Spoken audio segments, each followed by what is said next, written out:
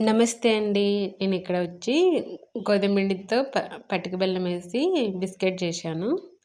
ఈ బిస్కెట్‌లొచ్చి మా కోసమే చేసుకున్నాం ఇంట్లోకే. ఇంకా పదండి వీడియోలోకెళ్ళిపోదాము. ఇక్కడ నేనొచ్చి 3/4 కప్ వచ్చి పటిక తీసుకున్నాను. ఆ పటికొచ్చి ఇక్కడ మిక్సీలో ఏస్తున్నాను. ఒక 7 దాకా ఇలాచి తీసుకున్నాను. ఇవి వచ్చి ఒకసారి మిక్సీ పట్టేసుకోవాలి పౌడర్ మాదిరిగా. ఇక్కడ నేను బౌల్ తీసుకొని 1/2 కప్ వచ్చి నెయ్యి వేసుకుంటున్నాను.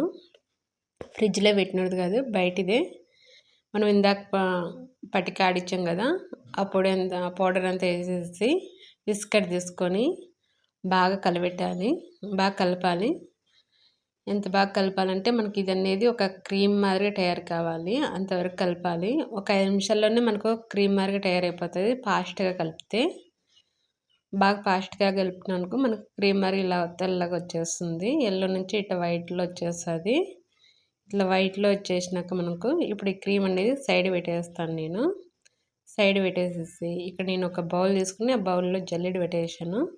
1 కప్ వచ్చి నేను గోధుమ పిండి వేస్తున్నాను. గోధుమ పిండి వేసుకున్న తర్వాత 1/2 కప్ వచ్చి ఇక్కడ నేను శనగపిండి వేస్తున్నాను. 1 టేబుల్ స్పూన్ వచ్చి వెనిలా కస్టర్డ్ పౌడర్ వేస్తున్నాను. 1/2 టీ స్పూన్ వచ్చి బేకింగ్ పౌడర్, 1/2 టీ స్పూన్ వచ్చి బేకింగ్ సోడా వేస్తున్నాను. ఇవన్నీ ఒకసారి జల్లించేసేయాలి. ఒకసారి జల్లిస్తే చాలు. ఒకసారి జల్లించేసినాక పైన మనకి ఇలా పొట్టు మాదిరిగా వస్తుంది కదా, నేను ఆ పొట్టు అనేది పడేస్తున్నాను. పడేసుకొని ఇప్పుడు నేను ఇక్కడ సుజి వేస్తున్నాను. బొంబాయి రవ్వ అంటారు కదా, 1.5 టేబుల్ స్పూన్ పెద్ద స్పూన్ వస్తుంది కదా, టేబుల్ స్పూను 1.5 టేబుల్ స్పూన్ అయినా వేస్తున్నాను. వేసేసి మనం ఇప్పుడు ఇది సైడ్ పెట్టేసుకోవాలి. ఇప్పుడు మనం ఇందాక క్రీమ్ చేసాం కదా, ఆ క్రీమ్లో ఈ మనం జల్లించుకున్నాం కదా గోధుమ పిండి శనగపిండి అవి వేసేసేయాలి. ఆ క్రీమ్లో మొత్తం ఒకేసారి వేసేయాలి. కొద్ది కొద్దిగా ఏమీ అవసరం లేదు, అంత ఒకేసారి వేసుకొని బాగా చేత్తోనే స్మూత్గా కలపాలి.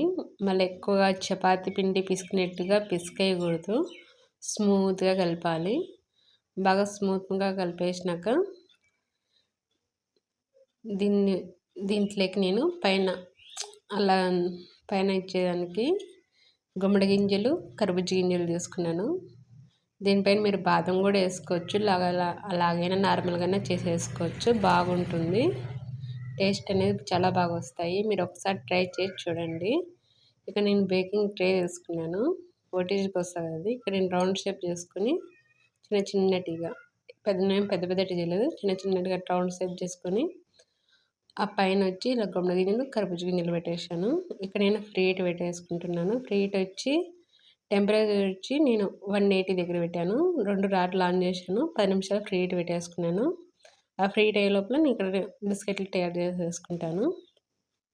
ఇలా తయారు చేసేసా కదా, ఇవి ఇప్పుడు ఎత్తుకొని ఓటీజీలో పెట్టేస్తాను. ఓటీజీలో పెట్టేసినాక 18 నుంచి 20 నిమిషాల లోపల పెట్టేస్తాను. 20 నిమిషాలు పెడతాను. కరెక్ట్గా 20 నిమిషాలకి నాకు బేక్ అయిపోతాయి. 2 నిమిషాలు అటు ఇటే బేక్ అయిపోతాయి. 20 నిమిషాల లోపల అవి అయిపోతాయి నాకు.